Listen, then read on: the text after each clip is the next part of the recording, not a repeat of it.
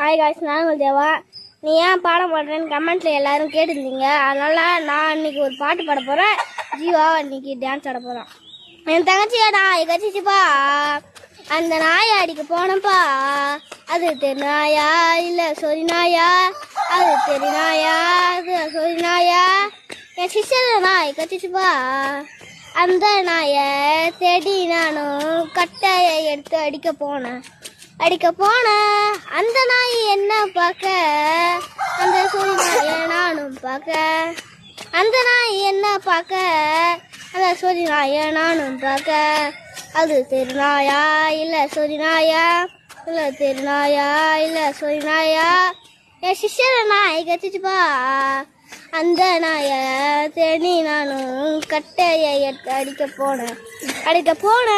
அந்த நாய் என்ன பார்க்க, சொறி நாயை நானும் பார்க்க. தேங்க்யூ.